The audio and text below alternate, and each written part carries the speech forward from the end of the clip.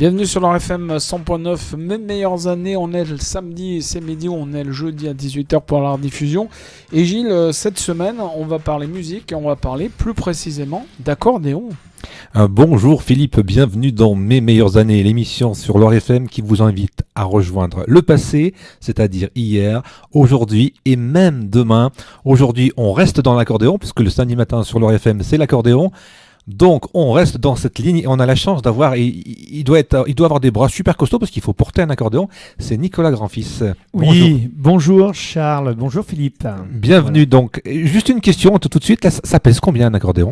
Alors aujourd'hui, le progrès des accordéons ont beaucoup évolué, mais pendant des années, j'ai eu un accordéon de 9 à 10 kilos, mais ce n'étaient pas encore les accordéons les plus lourds. Ouais. Les plus lourds, ils arrivent à 13-14. Et comment ça se passe ? On joue tout l'après-midi et on le pose pas ? Parce qu'au bout d'un moment, on doit avoir les bras vraiment fatigués. Oui, mais ça dépend les animations qu'on Ouais. fait. Si vous êtes en dancing, il faut éviter de le poser parce Ouais. que les clients sont venus pour vraiment danser au son de l'accordéon. Et c'est la clientèle du dimanche après-midi. Donc, malgré que ça a beaucoup évolué aussi, au jour on fait du coup d'euro, on fait de la variété, tout ça. Donc, moi, je suis animateur de métier aussi. Donc, je le mets au disque parce que je ne me prétends pas d'être accordéoniste de variété ou chanteur de variété, malgré que je chante.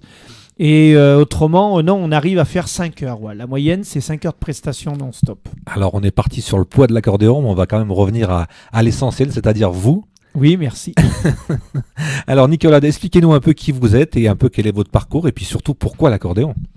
Ah ben l'accordéon, c'est une grande histoire parce que mon idole, mon maître a été André Verschuren. C'est le jour où je l'ai vu pour la première fois à la chance aux chansons. J'ai craqué pour cet instrument et pour ce grand monsieur qui jouait divinement bien. Et il m'a fait aimer l'instrument, l'accordéon. Alors on va voir si j'ai un peu de culture dans l'accordéon. C'est bien lui qui jouait et qui a même composé, je crois, Les Fiancés d'Auvergne. Oui, exactement. Voilà. Hein, je suis... L'un des plus grands tubes d'André Verschuren. Mais bon, il y en a eu d'autres, Le Chouchou de mon cœur, Si j'étais célibataire, et puis bien plus. Voilà. Alors Nicolas, vous êtes qui ? Vous êtes un Stéphanois ? Quel est un peu ce parcours ? Non, moi je suis né à Montbrison. Oh bah c'est pas loin. Voilà, Montbrison, d'une famille tout à fait modeste où j'avais Des musiciens ? Oui, il y avait des musiciens dans ma famille et surtout mon père qui chantait, mais c'était surtout mon grand-père qui était reconnu pour un bon chanteur dans la région. Il n'en a pas fait une carrière, rien du tout, mais il avait une voix particulière. Il l'appelait tous Tino Rossi. Donc, ah ouais voilà, il avait la voix de Tino. Puis moi, cet instrument m'a vraiment fasciné. Et ça a été un déclic pour moi de voir André Verschuren. Et j'ai voulu jouer de l'accordéon et j'ai voulu tout de suite vouloir en faire un métier. Je pense que le bon Dieu m'a donné un don pour ça et m'avait décrit pour être sur cette route. Il n'y a jamais rien qui m'a passionné autre que la musique. Et dès le départ, vous avez voulu faire de la musique ? Vous avez voulu faire de l'accordéon ou c'est venu progressivement ? Non, c'est dès le départ, je voulais jouer de l'accordéon. Ouais. Et j'ai fait 3 mois de solfège, qui est même trop court aujourd'hui parce qu'évidemment on rencontre après des difficultés plus tard. Mais j'ai fait que 3 mois de solfège et j'ai fait 3 ans et demi d'études, ce qui est relativement très peu. Moi, j'ai rencontré quelques accordéonistes qui ont appris tout seuls. Donc, est-ce qu'il y a une différence entre ces gens qui sont, on va dire, entre guillemets, autodidactes et quelqu'un qui a appris le solfège, qui a appris tout ? Il y a toujours une différence, mais l'un comme dans l'autre, il y a du bon et il y a du mauvais. Ouais. Il y a des gens, moi j'ai entendu jouer des gens qui se sont débrouillés par eux-mêmes, ils jouaient mieux que On appelle ça un peu à l'oreille, hein ? Oui, ouais. Mais après, c'est où vous l'avez ou vous l'avez pas. Et moi, je pense que, voilà, on m'a donné quelque chose à la naissance parce que j'ai jamais vraiment joué 1 heure d'accordéon par jour. Et je suis arrivé quand même à faire quelque chose. Donc, voilà. Alors après, ceux qui se débrouillent tout seuls, il y en a qui ont beaucoup plus de mérite. Alors, il y en a qui vont improviser plus facilement, d'autres moins. Après, ils vont savoir lire une partition, d'autres pas. Après, le but, c'est de plaire aux gens. Parce que l'avant, on s'en fout en fait. J'ai envie de vous dire, est-ce que le but, c'est pas finalement de faire danser les gens ? Ah ben si, le but, il est là. On est bien d'accord. C'est voilà. vraiment un instrument festif ?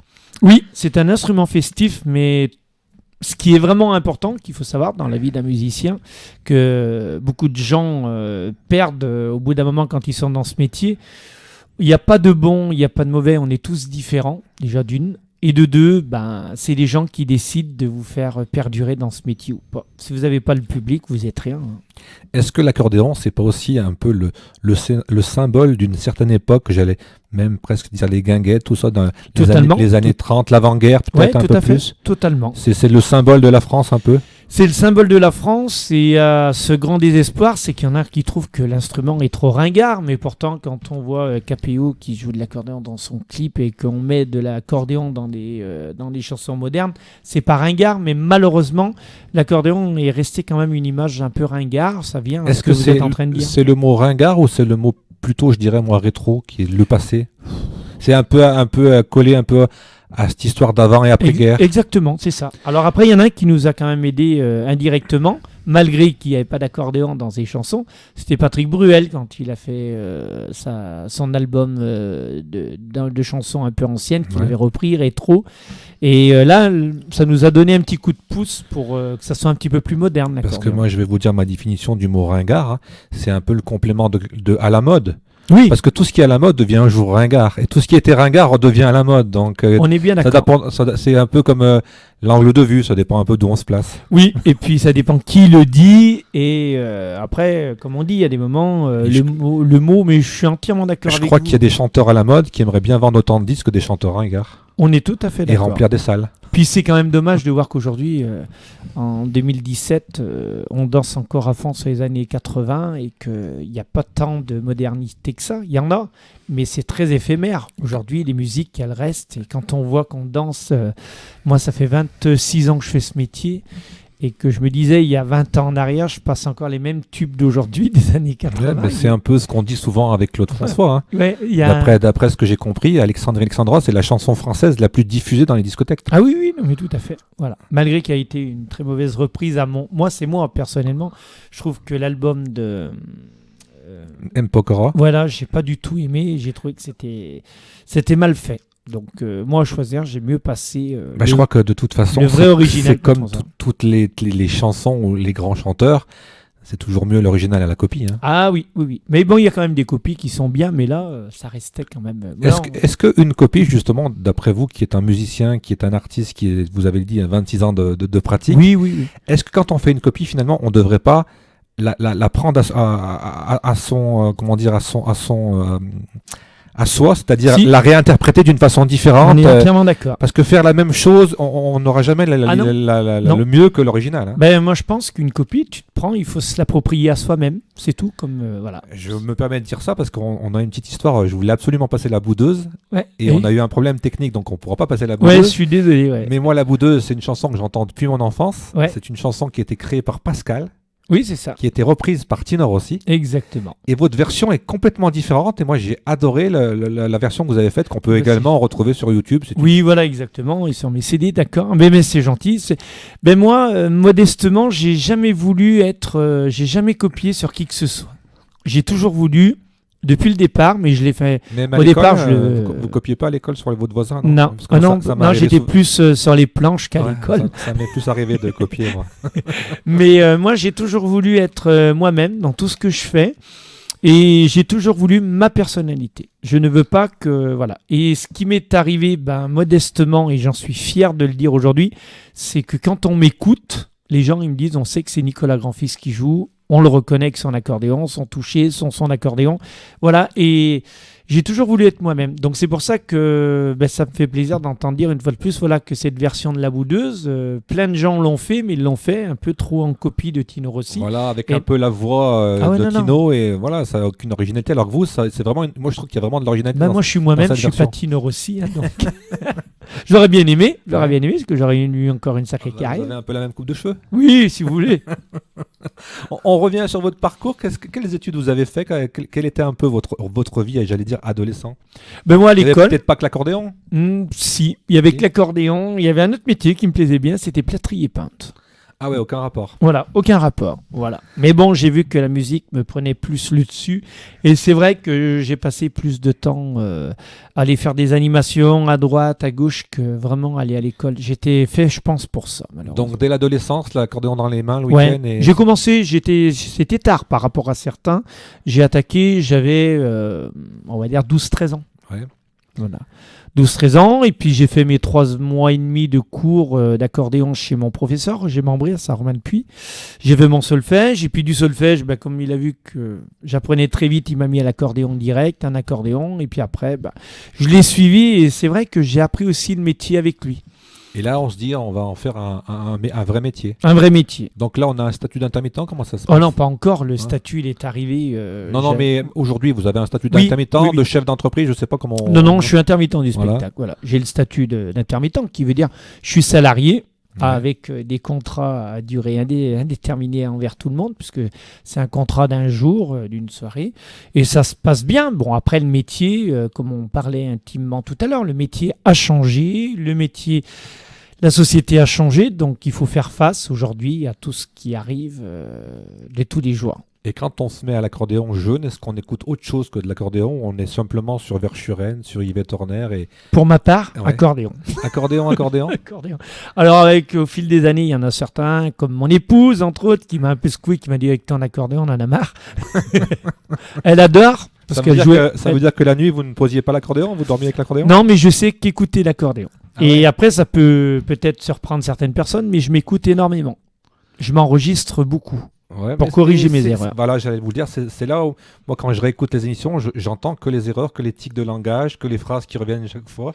C'est dur de s'écouter. Hein. Oui, c'est dur, mais c'est se faire sa propre autocritique. Et je pense que grâce à ça, j'ai pu arriver à corriger beaucoup de choses. Alors, il y en a plein qui n'aiment pas s'écouter. Il y en a qui pensaient que c'était prétentieux que je faisais que m'écouter en disant il n'y a que lui qui sait jouer. Non, non, c'est une question de corriger. Au début, quand on a monté le duo avec mon trompette, il y avait plein de choses dans le répertoire qui allaient pas. Puis un beau jour, en écoutant le bal, je me suis dit ah, mais ouais, mais. Non, c'est pas bien pour les gens. Parce que moi, je me dis dans ma mentalité à moi, ma tête à moi, Nicolas Grandfils, c'est ce que moi j'entends, les gens l'entendent. Ce qui est carrément faux.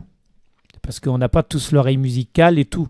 Vous allez faire écouter le même album à 10 personnes vont l'entendre différemment. Oui, et puis ils vont choisir des chansons différentes. Voilà. Mais moi, c'est dès que j'entends quelque chose qui me plaît pas, je me dis ça, ils doivent l'entendre et il faut que je le corrige. Donc voilà. Après, chanson française, je suis très Ouais. chanson française. On peut donc, citer des noms. Johnny. Ouais. Ça se joue à l'accordéon, Johnny Hallyday? Non. Non, et puis moi, j'ai On pas peut- voulu. J'ai pas voulu. Je pense que je suis né pour faire du musette et je veux garder cette étiquette de musette. Tout à l'heure, vous parliez du mot ringard. On a toujours cette étiquette un Oui. peu l'accordéon. Est-ce que c'est ringard ou c'est quelque chose de finalement populaire? Moi, je dirais plus populaire. Voilà. Mais c'est les gens. Mais après, on vit avec les critiques des gens, l'autocritique des gens, l'autocritique de la société. Donc, il faut faire attention. Mais pour moi, c'est pas ringard le mot accordéon, mais une anecdote qui m'a blessé quand j'étais petit, quand j'étais gamin, quand j'étais à l'école. On me regardait différemment. On n'est pas obligé de me croire, mais on me regardait différemment. J'ai jamais été invité dans une boom. Est-ce qu'il n'y avait pas d'accordéon? Non, parce que je jouais de l'accordéon. Ouais, Parce c'est- que j'ai...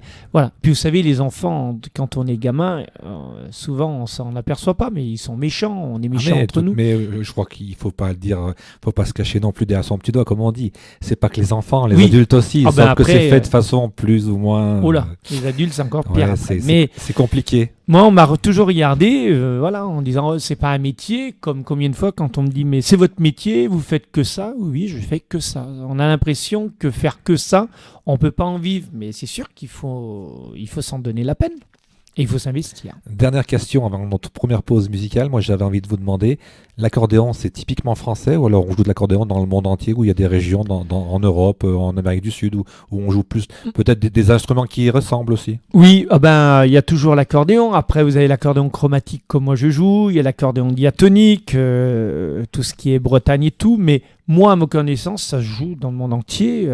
Qu'à dire que il y a plein de Chinois en Chine. Il y a plein d'accords jeunes et moins jeunes qui jouent de l'accordéon, même en Chine. Donc, je pense que cet instrument, il a été développé quand on... Ouais, moi, aujourd'hui, je travaille avec la marque Cavagnolo.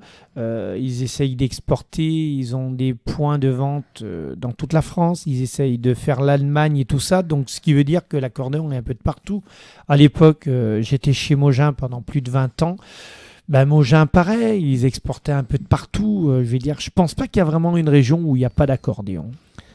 J'ai l'impression que l'accordéon aussi, ça a un petit côté espagnol, parce qu'on entend souvent des titres avec une consonance espagnole. Oui. Notamment le titre que vous avez choisi, qui dans votre album, il est sorti l'album ou Oui, il est sorti. Lui. Il est sorti, il s'appelle exactement les 25 ans, comment ça s'appelle? Mes 25 ans d'accordéon. Mes 25 ans d'accordéon, et la chanson c'est La Fiesta Brava. Voilà, exactement, c'est un passo doble. C'est vous qui l'avez écrit, c'est une non, reprise? C'est une reprise de Michel Pruvot. Allez, on écoute La Fiesta Brava et on revient juste après. Super, merci.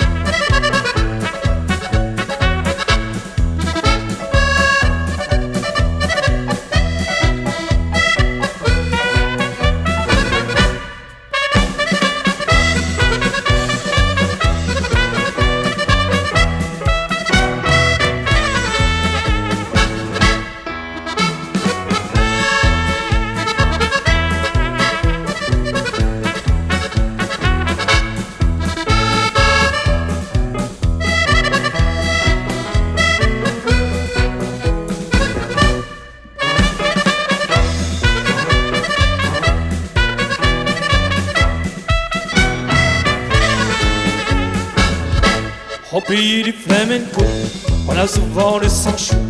On se sent à l'espagnol, soit sur la Costa del Sol. De Madrid à Malaga, de Cadix à Córdoba, Joselito, Madeleine sont toujours les dieux de la fête. Quand les vivants de la foule qui s'élève sur la plaza, on sent monter la fièvre. Aïe aïe aïe, Marie,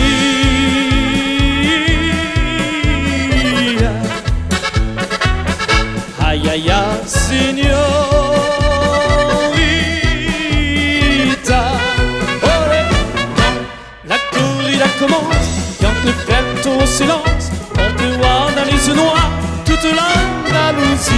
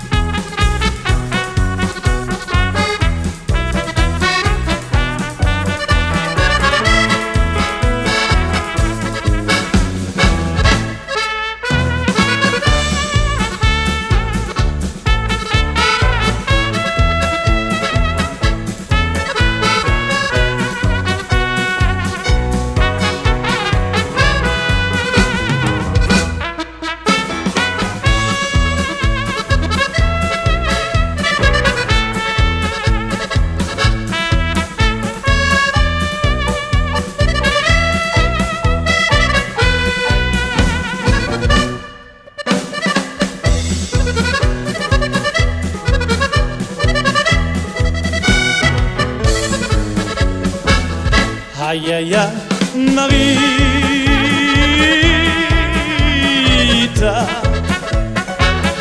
Aïe aïe aïe, señorita. Olé.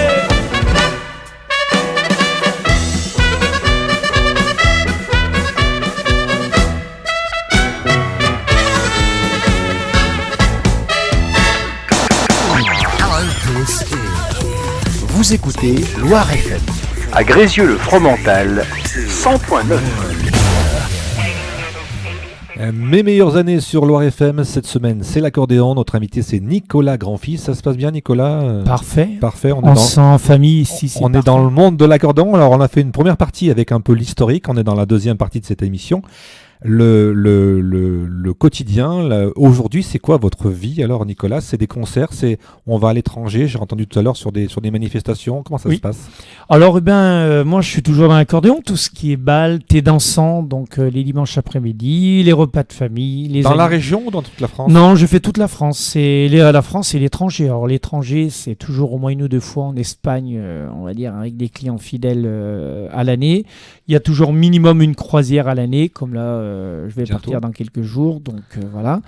Et toujours les croisières, et après tout ce qui est animation, les mariages, qu'en plus d'être accordéoniste et un peu chanteur, je suis animateur, donc je fais des mariages, voilà, avec ou sans accordéon, parce qu'il y en a qui sont réticents. D'ailleurs, on peut en profiter, vous avez un site internet où on peut tout trouver. Hein. Tout trouver. C'est quoi l'adresse exacte? C'est www. Alors c'est www.grandfils, comme un grand-fils, ça se tient tout, animation.com. Et là, il y a toutes vos dates, il y a toutes vos prestations, on peut tout savoir. Voilà, on peut tout savoir. Il y a même votre biographie. Il y a la biographie de pratiquement 25 ans, qui est peut-être pas encore tout à fait à jour à 100%, mais voilà, il y a la biographie, il y a tout.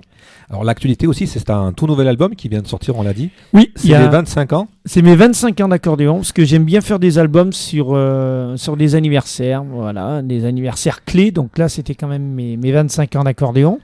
Et puis après, toujours les déplacements à droite, à gauche. Comment ça se passe pour un album? Comment on choisit les chansons? Est-ce qu'on enregistre aussi dans la région? On va à Paris? Comment ça se passe? Non, je pars pas à Paris. Il y a tout ce qu'il faut dans la Loire. Ouais. Vous allez où enregistrer? Studio Mag, Saint-Étienne, qui est pas très loin d'ici, de vos studios. Chez notre ami Angelo. Voilà. Et là, pour moi, c'est une deuxième famille. Ça fait 22 ans que je dois être là-bas, et ça fait 22 ans qu'on est fidèles, qu'on est vraiment des amis, les meilleurs amis. En gros, pour les lambda, quand on enregistre une chanson, comment ça se passe? Il y a beaucoup de prises, on l'enregistre en une seule fois. Comment? Alors, nous, on a la chance de travailler vite. Et j'espère bien. Vite et bien. J'espère bien. C'est pour ça que j'ai bien dit j'espère bien. Mais il n'y a jamais eu trop de plaintes. En gros, à l'époque où j'avais l'orchestre, c'était beaucoup plus compliqué. Pourquoi? Parce que il y avait tous les musiciens qu'il fallait... on faisait une seule prise. Mais en règle générale, entre 20 et 22 titres qu'on arrive à faire, on a eu fait des albums de 15-16 titres, mais entre 15 et 20 titres, on les enregistre dans la journée. Dans la journée? Oui. Ça doit être une... Ah, il y a une pression. Ah ouais. Mais après, on n'arrive pas en studio d'enregistrement comme si vous dites ce soir, je vais cuisiner quelque chose, je ne sais pas quoi, et ce que j'aurai, il faut que ça se prépare. Parce que les heures de studio, ça coûte cher. Très cher. Ça soit aussi bien pour le producteur, pour moi.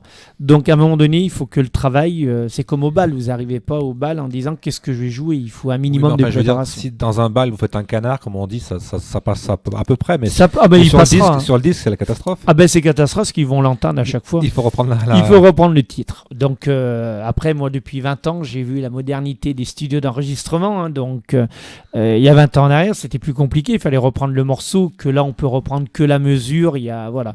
Mais quand les titres sont bien enregistrés, on chauffe un petit peu et puis on le fait vraiment en détente, en rigolade, comme si on était au bal, pour que ça ressorte vraiment le côté convivial. Et puis... Est-ce qu'il y a une façon différente de jouer que justement quand on est dans un bal et quand on est en studio? Alors, ça, c'est une super belle question. Merci. Moi, merci de l'avoir posé, on dirait. Ah ouais, merci de l'avoir posé.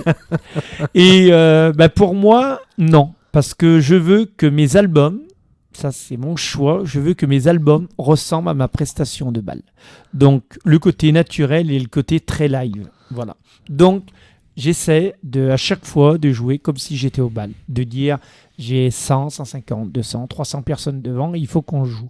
Par contre, tous les musiciens que j'ai eus, il y a des musiciens qui sont arrivés dès le départ comme ça, nickel, et d'autres qui ont beaucoup plus bataillé parce que le studio, ça met une pression. Ouais. Malgré que vous pouvez vous mettre dans la tête que vous pouvez peut-être recommencer, ça met quand même une pression. Donc, en parlant de pression, il n'y a pas une pression qui est un peu différente quand on est dans une salle avec des gens qui sont là pour danser, pour vous écouter, quand on joue et quand on chante? Est-ce qu'on n'a pas aussi cette pression des gens qui vous regardent et qui sont là devant vous? Ah ben moi, j'ai un stress permanent. Ouais. Donc, Qu'est-ce qui vous a fait perdre vos cheveux?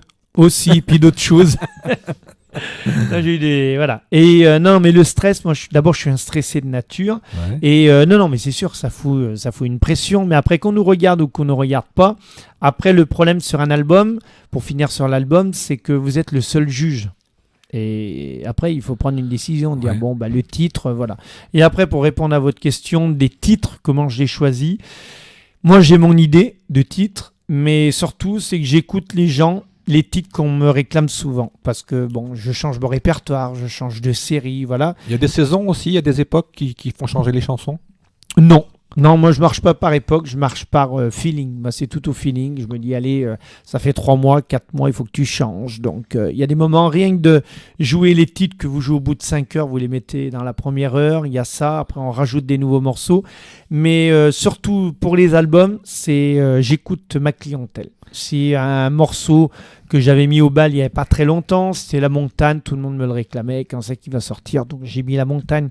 Après, s'il y en a qu'un qui vous le demande, et que vous voulez mettre ce titre, on se dit bon. Mais après, il y a des moments où on peut se gaufrer un peu sur les titres. Ça m'est arrivé sur un album où peut-être les gens ont été moins réceptifs sur les titres. Et là, pareil, c'est des compositions et des reprises alors. Alors, surtout des reprises, Ouais. parce que j'ai pas l'âme d'être un grand compositeur, mais je fais quelques titres et entre autres sur le dernier album qu'on écoutera là tout à l'heure. On finira avec un hommage à Verschuren qui s'appelle Voilà. C'était un accordéon. Voilà, et j'ai fait ça avec 2 copains et voilà. Donc quand il y a des moments où je vais trouver un air, je le mets dans un placard entre guillemets, je l'enregistre sur l'iPhone. Et puis après, à un moment donné, je me dis, tiens, tu vas le ressortir, tu le retravailles, tu rajoutes quelque chose. Après, je l'envoie parce que je ne sais pas écrire la musique. Donc, parce qu'aujourd'hui, je pense que je suis devenu plus autodidacte. Donc, puis j'ai pas pris le temps d'apprendre non plus à écrire la musique. Donc, j'ai un collègue qui m'écrit la musique pour moi. Je lui dis, voilà, je lui fais écouter, lui, il écrit, il me sort la partition. Et puis, voilà. Un autre côté plutôt technique et même financier, même. Combien d'albums vous sortez et c'est vendu où? On peut les trouver où? Vous les commander sur le site ou dans les spectacles ou c'est dans les magasins de disques, mais il n'y en a presque plus? Oui, il n'y en a presque plus. Alors, les albums, j'ai sorti mon premier album en 1996 Ouais, et aujourd'hui, nous sommes en 2017 et j'en ai sorti 9. ouais. Voilà, 9 albums. Sachant que les 6 premiers ne sont malheureusement plus disponibles à la vente. Donc, on peut les avoir numériquement sur une clé, mais ils ne sont plus distribués. Mon producteur que j'avais avant, j'ai changé de producteur. Parce que ça aussi, c'est compliqué quand vous travaillez avec des C'est le business. C'est le business. Et puis, malheureusement, si vous ne travaillez pas avec des producteurs, personne ne vous connaît. Donc, on est obligé de passer par là. Donc, depuis que j'ai mon nouveau producteur, je reste producteur. Et il est plus producteur pour moi, il est distributeur. Ça veut dire, je suis le producteur de mon album, mais il me distribue mes CD. Et il distribue où lui il peut, où il peut les faire entrer dans la grande distribution. Mais ce que je préconise, parce que c'est moi qui peux, entre guillemets, toucher un petit quelque chose quand même, parce que c'est ce qui me fait... Moi, je veux pas... mon album, je ne veux pas en faire de l'argent, je veux juste m'auto-alimenter par rapport à mes albums. Voilà, c'est surtout ça que je recherche. J'ai presque envie de dire, c'est le côté plaisir. Oui. Et puis aussi diffuser son travail. Oui, puis surtout quand les gens vous les demandent. Mais un album, si vous le faites vous-même, que vous le distribuez vous-même, ça peut vite monter à 5, 6, 7, 8 000 euros. Quand vous faites une soirée, vous êtes dans une... moi, je vous vois de temps en temps le dimanche avec les papis, les mamies, comme on dit. Puisqu'on est dans le ringard, on va y rester. Ouais, ils sont pas ringards. Hein.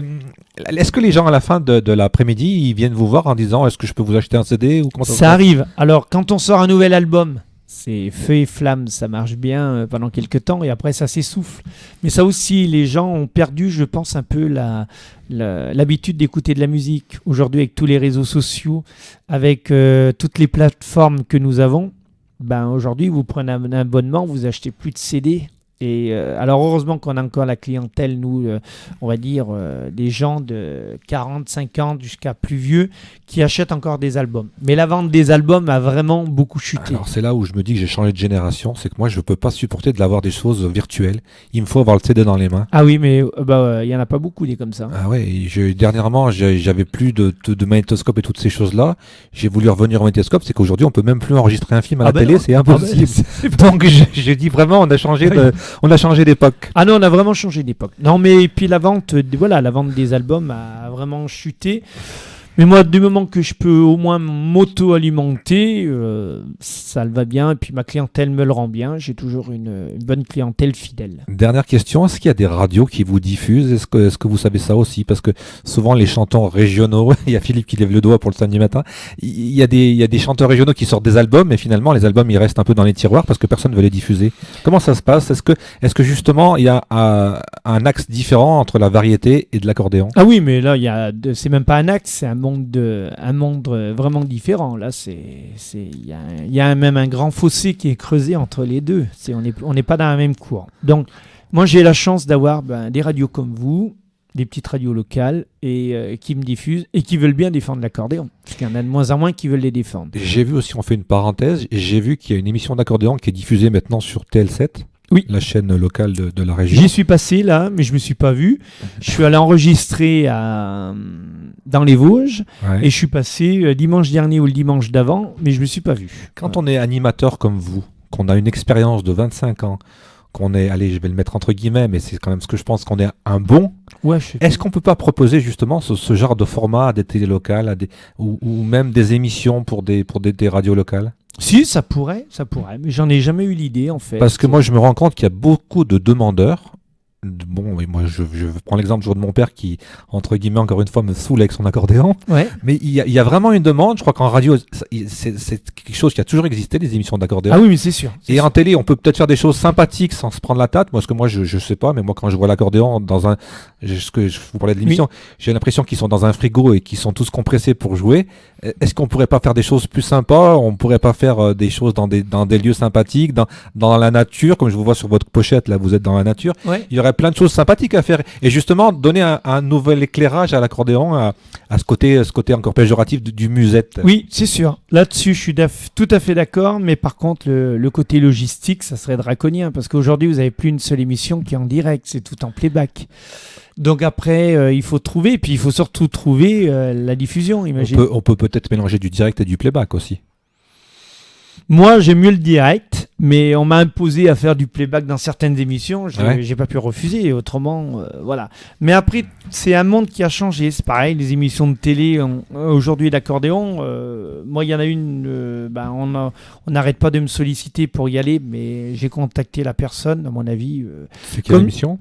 C'est une émission qui est dans la Savoie, mais comme j'ai dit, c'est où je joue trop bien ou je joue trop mal. J'arrive pas à passer dans cette émission, mais tant pis, je fais ma vie à côté, c'est tout. Donc là, aujourd'hui, moi, à ma connaissance, vous avez quoi? Vous avez 3 émissions de télé qui tournent en France. Voilà, vous avez Michel Pruvot, je suis allé enregistrer dernièrement. Donc c'est dans le Nord. C'est plutôt dans le Nord, lui. Hein. Ouais, c'est dans le Nord. Vous avez cette émission de télé dans la Savoie, là-bas. Et vous avez l'émission que j'ai fait, 1, 2, 3 musettes. Avec Jérôme Richard, Michael, tout ça. Donc, il n'y a pas grand-chose. Hein. Ouais, il y aurait pas quelque chose à faire, là? Vous n'avez pas l'envie, justement, puisque vous êtes dans l'animation? Bon, on en parle. Il faudrait voir ce qu'on peut faire. Oh, ben moi, j'en ai des tonnes d'idées. Hein. Ouais, mais pourquoi pas? Alors, on va réfléchir. On va repartir en musique. Quel est le terme de boléro en accordéon? Le boléro, c'est de la douce. Parce que moi, dans mon esprit, le boléro, je vois tout de suite Ravel. Non, c'est pas... oui, si on peut. Non, c'est pas ça. C'est le boléro, c'est la douceur. C'est une musique qui est beaucoup plus calme, qui est beaucoup moins vite qu'un passo, qu'une valse, ça n'a rien à voir. Et c'est un peu plus vite qu'un tango. Donc voilà, c'est ce qu'on appelle un boléro. Alors après, on peut rentrer... Alors ce que je vous propose, et aux auditeurs, c'est de vous écouter avec une nouvelle chanson qui s'appelle donc Danser ce boléro d'amour. Voilà. Et on reviendra juste après pour la dernière partie. Super, merci.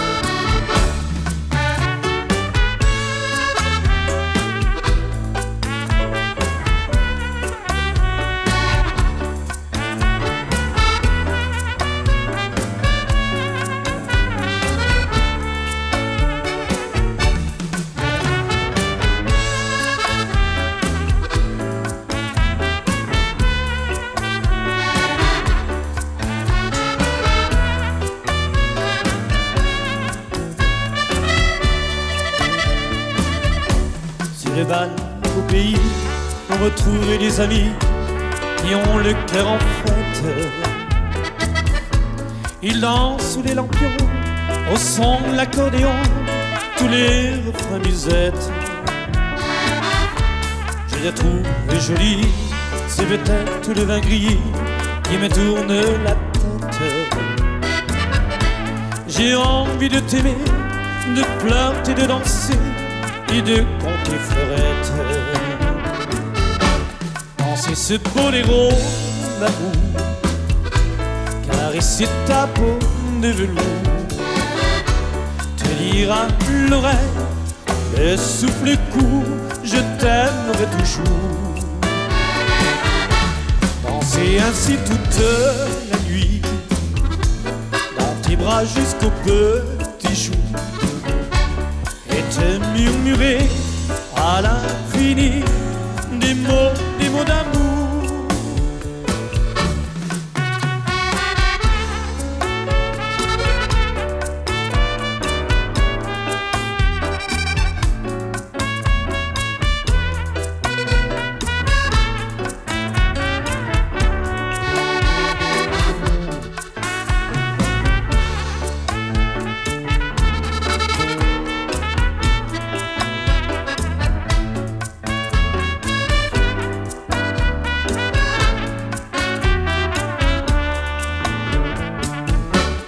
C'est ce boléro d'amour, caresser ta peau de velours, te dire à l'oreille, le souffle court, je t'aimerai toujours.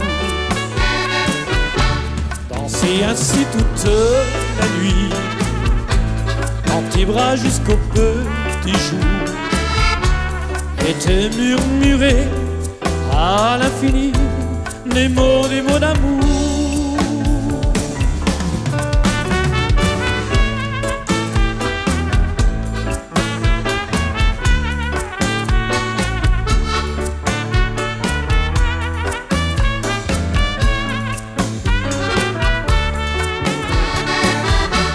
Danser ainsi toute la nuit, dans tes bras jusqu'au petit jour, et te murmurer à l'infini des mots d'amour.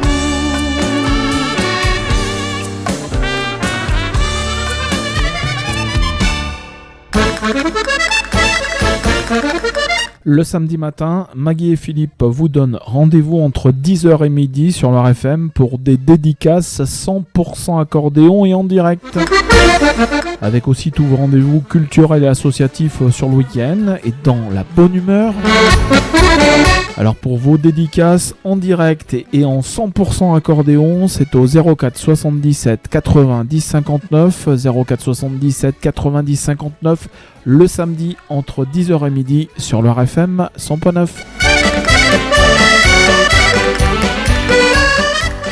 Ça tombe bien, moi je voudrais faire une dédicace, je voudrais écouter Nicolas Grandfils, est-ce que c'est possible? Il faut demander à leur FM, il n'y a pas de problème. Allez, troisième partie de mes meilleures années. Moi j'avais envie de revenir un peu sur le côté, encore une fois, commercial. Comment on fait pour trouver des dates? Comment on fait pour aller démarcher les sociétés qui vous emploient, si c'est un peu l'expression? Oui. Et puis vous nous disiez un peu hors antenne que ça devenait de plus en plus compliqué. Alors expliquez-nous un peu comment ça se passe à ce niveau-là. Eh ben moi j'ai eu cette chance depuis 26 ans de jamais démarcher. Donc ça je ne connais pas ce que c'est le démarchage. Pourtant en accordéon il y a la marche, je crois, non? Oui, puis il y en a un paquet surtout. Il y a beaucoup de mes confrères, mais non, j'ai jamais démarché. Donc c'est les gens qui vous voient à droite, à gauche, et surtout avec l'aide d'un ami à moi, Fabien Deverne, qui est caméraman, il m'a permis de me lancer surtout sur YouTube, et on a fait beaucoup de vidéos ensemble. Donc je pense que ça, franchement, YouTube, ça apporte vraiment quelque chose. Voilà. Pour la pub, Facebook, j'en suis moins sûr, mais si vous ne l'êtes pas... Non mais Facebook c'est bien pour la drague surtout. Ouais, ben je sais pas, mais c'est pas mon cas. Je suis marié, 2 enfants, je suis pas ça. Mais globalement, voilà, YouTube est vraiment, pour moi, je pense, un bon support pour la communication. Après, bah, ça s'est fait au fil des ans. On vous voit à un endroit, on parle de vous, on prend une pub, on prend un CD. Et puis après, ça s'est fait comme ça. C'est vrai que je n'ai jamais démarché. Alors, est-ce qu'un jour, il faudra que je passe par là? Je ne sais pas. Et là aussi, il y a des festivals. Vous allez sur des festivals, vous vous faites connaître. On vient vous donner une petite carte. On dit ça serait peut-être. Alors, bien. j'en ai eu fait Ouais. plein des festivals. Et à force d'en refuser, comme j'étais toujours pris, je me suis fait, malheureusement, on va dire, lourder un peu de tous les festivals d'accordéon. Et on ne m'appelle plus pour faire des festivals d'accordéon. On a dit ça y est, Nicolas Grandfils, il a pris la grosse tête. Il peut y avoir ça aussi, les gens ils ont le droit de le penser, mais entre ce qu'ils pensent et la réalité, c'est deux choses différentes. Mais peut-être qu'ils ont pensé ça. Mais voilà, après quand vous êtes pris à un endroit, vous pouvez pas être à deux endroits au même moment, donc c'est pas possible. Donc après, voilà, les festivals, j'en fais pas, mais je fais beaucoup de thé dansant, dancing. Après l'été, c'est plus les animations de mariage, et 14 juillet, je fais des balles familiales entre l'accordéon et ma particularité d'animer. Je fais de l'événementiel aussi, donc j'ai beaucoup côtoyé le monde du sosie, ça m'a Ouais. beaucoup plu. Et puis j'ai fait, voilà, et puis j'ai une équipe qui fait de la sonorisation avec moi et de l'éclairage, en cas qu'on ait besoin de la sonorisation et de l'éclairage pour des petites structures. Donc, Ça veut dire que vous avez une société. non, je suis toujours intermittent, mais je travaille avec une société. Ouais, Et ça veut dire que vous êtes combien dans cette structure? Ah ben dans cette structure, on peut être jusqu'à 7-8. 7-8. Voilà, mais c'est tous des gens, des intermittents, et on travaille tous indépendamment. Mais quand on a besoin des uns des autres, eh ben, on peut se retrouver sur le même chantier pour faire des grosses prestations. C'est l'association des talents. Voilà, on essaye.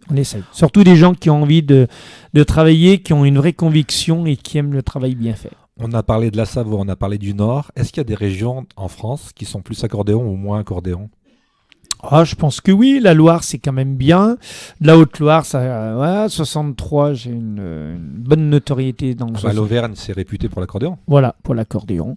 Mais après, moi, je passe tellement, et puis on passe tellement vite fait dans une région, on n'a pas le temps, j'ai pas trop le temps de me rendre compte si ça marche plus que d'autres. On a été dans la Sarthe, on a été dans les Vosges, on a été dans l'Ardèche, on a été dans l'Isère, dans la Drôme.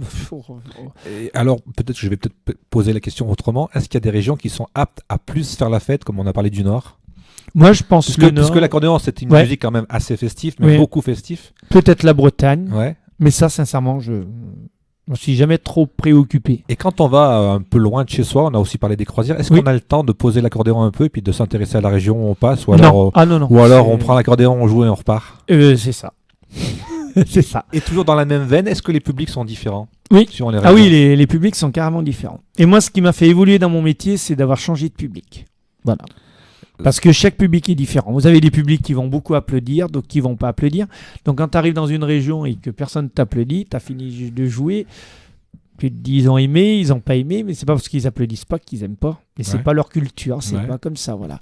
Où tu as des gens qui t'applaudissent sans cesse, à peine tu as fini de jouer, ils applaudissent. T'as ceux à la fin, ils te font un banc d'honneur, ils t'applaudissent, ils viennent tous devant. Les régions, mais c'est ça qui est vraiment beau de voir les régions différentes. Alors toujours dans les publics, moi j'ai vu quelque chose sur votre site qui m'a fait mourir de rire. Ah, qu'est-ce qui va me sortir? Il y a une petite phrase où vous avez noté que vous n'étiez pas la nounou des enfants, que vous mangiez pas avec les enfants. Voilà, bah ça a été pour les... Et ça m'a fait penser à plein de choses et ça m'a fait beaucoup rire. Donc on vous met dans un coin quoi quand on vous invite. Ça a été pour les mariages. Ouais. En tant qu'animateur, pendant des années, des mariages, il me mettait à la table des gamins. Et un jour, J'étais mort de rire quand j'ai lu ça. Ouais. Ah bah ouais, mais le problème, c'est comme les gens, il y en a, ils sont pas très cultivés, on est obligé de se protéger parce que moi, si j'avais pas vécu ça, je l'aurais pas mis. Mais le problème, c'est que je suis à la table des gamins, tu vois, les gamins, ils sont en train de se battre avec la bouffe, toi, tu es au milieu. Les parents, ils se lèvent pas. Donc, avant d'éduquer les gamins, il y en a certains, il faudrait éduquer les parents. C'est vrai que la purée sur la chemise, ça fait pas terrible pour Voilà. jouer l'accordéon après. Donc, au début, quand tu te lances dans ta carrière, tu ne peux pas t'imposer comme ça. Mais aujourd'hui, j'ai quand même 26 ans de carrière derrière moi. Je mérite un minimum. Donc, je mérite plus de manger à la table des gamins. Donc, ça le fait rire. Et Nicolas, Oui. dans la même veine, est-ce que tu as connu, alors que les invités mangeaient hyper bien un repas de mariage, est-ce que toi, de ton côté, comme moi, quelquefois, par mes souvenirs d'animateur de soirée, Je vois où tu tu as veux en connu venir. le steak frites? Voilà, ça m'est Ça, arrivé c'était pour ton régime. Ouais. Moi, ça m'est arrivé 3-4 fois. Mais après, je le mettais dans les Bah, contraints. bienvenue au Fourniture d'un club. repas, Voilà, bienvenue au club.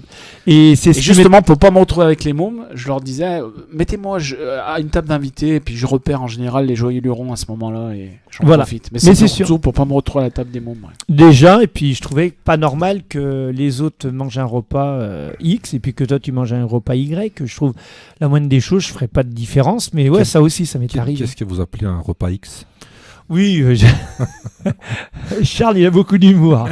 X ou Y. Non, moi je suis encore plié de rire avec cette histoire des gamins. Ouais, non, mais c'est bien. Mais moi, ce qui me fait d'autant plaisir, c'est qu'au moins, il y a un animateur qui est allé voir ma biographie, et qui a lu quelque chose et voilà, qui s'y est intéressé. Il y en a Alors, plein. Nico- Ils te reçoivent et ils savent rien de toi. Donc, Nicolas, en fait, Charles, c'est son nom de famille. Je sais que c'est compliqué. Et Gilles, c'est son prénom. Ah, pardon. Ben, Mais Gilles, c'est alors. pas grave, on excuse-moi. est, C'est vrai, en plus. on est entre nous, il n'y a aucun souci. Voilà. Mais On c'est est bien dans de la le bonne dire. humeur, on est dans l'accordéon. J'avais une autre question que je viens d'oublier. Voilà, on me parle. En parlant des gamins, Voilà. la purée. Non, mais j'ai tellement rigolé avec cette histoire que ça m'a rappelé des choses aussi. Donc voilà, ça nous a tous rappelé des choses. Non, mais voilà, mais après. Oui, ça y est, ça revient. J'avais récemment Franck Doria qui était là et qui nous disait que c'était très compliqué d'avoir des dates aujourd'hui et que maintenant, c'était presque on vous payait avec un café en vous disant merci quoi. Est-ce que vous vivez cela aussi? Au quotidien. Ouais. Au Parce que quotidien. moi j'ai une soirée, là justement j'ai une machine à café, je voulais vous inviter. Ouais, bah, je peux passer pour boire un café. Ouais. Non mais c'est compliqué à se faire payer maintenant. Non, ouais. Alors, c'est Vous pas... disiez même hors antenne que bientôt c'était vous qui allez payer les gens pour qu'ils Oui, il y a certains organisateurs. Ouais. Et heureusement, j'ai la chance, moi, d'avoir de très bons organisateurs. Mais il y a des gens qui vous appellent de loin et qui voudraient que vous veniez pour 3 francs 6 sous. Et ils vont vous faire venir à 500, 600 km. Le gasoil, mon camion ne marche pas à l'eau. Il y a les péages, il y a l'hôtel. Et, pour Et surtout, ils vous c'est mettent notre- à la table des gamins. Voilà. En plus, nous, c'est notre métier. Donc, qui veut dire notre métier? On a une couverture Ouais, bien sociale sûr. à Les faire charges. payer, voilà, les charges. Et quand on voit le montant, aujourd'hui, allez, pour parler, parce que au lieu que tout le monde puisse raconter n'importe quoi, je vais vous donner un exemple. Aujourd'hui, un musicien normalement payé, professionnel, avec les charges que nous aujourd'hui on a, je dirais que ça vaut en moyenne 280 €. Et L'heure. encore c'est correct. Hein. C'est quoi 280 € la soirée, l'heure, c'est quoi? Non, non, c'est pour une soirée. Après, Une si soirée. vous lui faites faire toute la nuit jusqu'à 5h du matin, ce sera plus. Mais un dimanche après-midi, entre autres, c'est 280 €. C'est pas excessif. Mais c'est super cher aujourd'hui. Ah ouais? Ah oui. 280 €, c'est salaire plus les charges. Ouais, d'accord. Et il lui en reste à peine la moitié pour lui. Nicolas, Oui. tu as aussi connu, donc toujours pareil, hein, là c'est plus steak frites, mais le cousin gratuit qui vient faire la soirée. Ah ben oui. Bah oui. Ah, je suppose. Mais moi, je suis jamais rentré dans On a ce... eu les mêmes. Hein. Oui, mais on a eu les mêmes Moi, parce qu'on a le quand même je métier. faisais des animations, à un moment donné, j'ai fait un tarif famille. Ah oui. Ça, oui, ouais, parce que tu sais, quand c'est une grande famille et qu'il y a un mariage par an minimum, tu Ah l'as oui, fait oui. pour le premier, donc tu te les tapes tous Oui. derrière. Voilà. Et en plus, tu fais un cadeau. T'as fait la soirée gratos et tu fais un cadeau. Donc moi, j'avais fait un truc, c'est que je m'étais dit, voilà, le matériel que j'ai, il vaut tant en location. Donc vous me donnez ça et la soirée, je vous l'anime. C'est mon cadeau. Et en plus, t'avais un steak frites. Sinon, en plus, Mais- tu pétais une ampoule et tu la payais ta Alors, Bon, les ce anciens que je combattants. disais... Ah non, mais c'est vrai. hein. Voilà. Non, Ce mais- que je disais à hors antenne tout à l'heure, moi j'ai fait ce métier parce que j'avais une passion, parce que quelqu'un m'a donné un don, parce que j'ai vu André Verschuren et tout. Mais dans mon métier, j'ai des règles que je me suis instaurées depuis 25 ans. Et le jour où je ne pourrais plus respecter ces règles, ça veut dire le respect de mes clients, le respect des organisateurs, le respect des tarifs, le respect de beaucoup de choses, bah, j'aimerais mieux arrêter. Voilà. Et Donc, justement, si un jour vous arrêtez, vous faites quoi? Ah, plaque Eh ben- les pains, comme on a dit au début de l'émission? Non, je repartirai pas là-dedans, mais j'ai plein d'idées, Mais j'espère ne pas arrêter.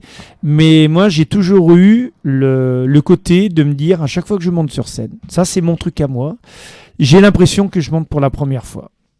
Et il faut qu'à chaque fois que je prouve que je peux être le meilleur. Et il faut vraiment... C'est un peu comme un sportif, il faut gagner le match. Voilà, il faut gagner le match. Faut gagner le Et pour match. gagner le match et pour perdurer. Donc après, moi ça fait 26 ans et je suis jamais arrivé sur une soirée en terrain conquis. Ouais. Voilà. Dernière question avant de raccrocher et de reposer l'accordéon. Quels sont les artistes que vous avez rencontrés et qui vous ont impressionné tout au long de ces 25 ans?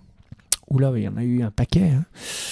Ben dans les accordéonistes aujourd'hui, je dirais un peu la nouvelle génération. Il y a Éric Bouvel, Jérôme Richard, Éric Bouvel, Michael Richard. Voilà, ça pour moi c'est. Il y a aussi une jeune fille qu'on m'a beaucoup parlé qui est de mon quartier, je crois, qui est de Terre-Noire, c'est Magali quelque chose. Qui est de la région là. Ouais. Oui, Magali Perrier, ouais. Voilà, c'est une amie, on s'entend très bien. Mais moi, je peux pas dire que j'ai d'ennemis dans le métier. Après, nous avons. Non, mais je parlais pas d'ennemis, mais c'est justement quelles sont les belles rencontres. Ouais, ah oui, les belles rencontres, ouais.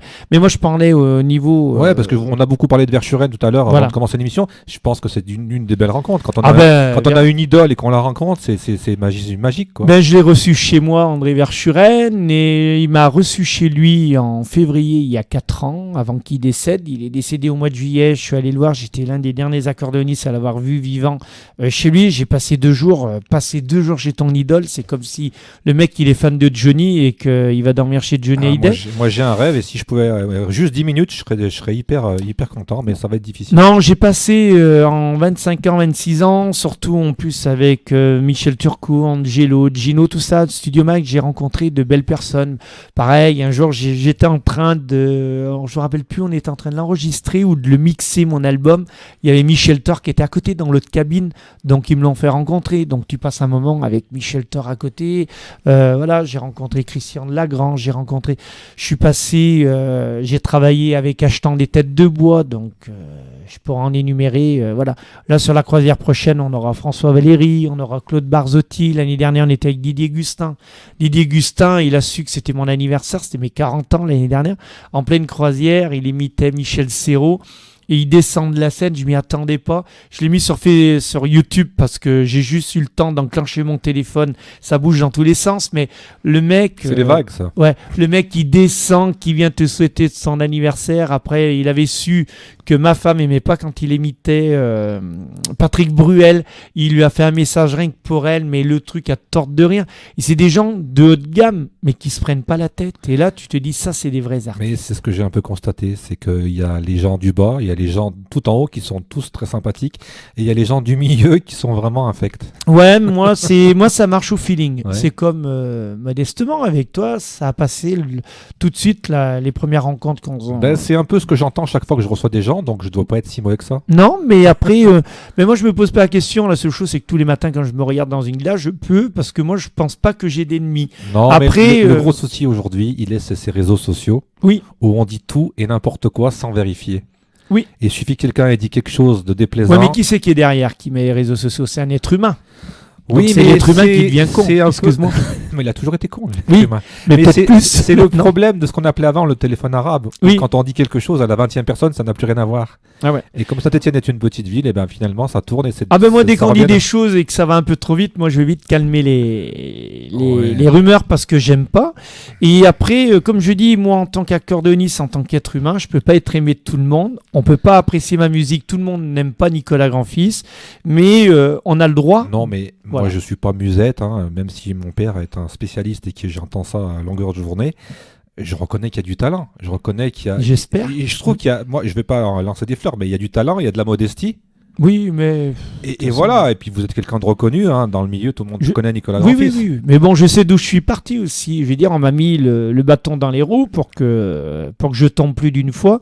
Mais malheureusement, je suis jamais tombé. Je me suis toujours relevé. Mais aujourd'hui, la conjoncture devient de plus en plus difficile. Donc, il faut être de plus en plus vigilant. Et surtout, la plus grande des qualités, c'est avoir le respect de son public et le respect de ses organisateurs et le respect du métier. Mais aujourd'hui, malheureusement, il y en a des gens très bons qui ont plus de respect, tout ça, ils font pour tirer la couverture à soi. Donc, comme je dis souvent, ils prennent une pelle, ils sont en train de creuser leur propre tombe, donc c'est dommage. C'est ce qu'ils verront avec le temps. Ouais. Dernière question, est-ce que vous pouvez me donner une définition du mot accordéoniste ? Alors, celle-là, qu'est-ce que je pourrais donner comme... ça va revenir. Pour moi, un accordéoniste, il doit avoir le respect du métier. Voilà. On ne se prostitue pas sur le tarif parce que tu as ton confrère à côté qui va mettre 50 € de plus ou 50 € de moins. Il y a des prix. il y a un tarif, il y a Donc- des charges, il y a un respect. Donc intransigeant sur la qualité de Ah la ouais. prestation et du prix. Ah oui, la tenue, moi je fais très attention, mais je vais pousser un peu jusqu'à tout, mais que ça soit la tenue vestimentaire, que ça soit toujours propre, les chaussures cirées, les trucs, que ça soit...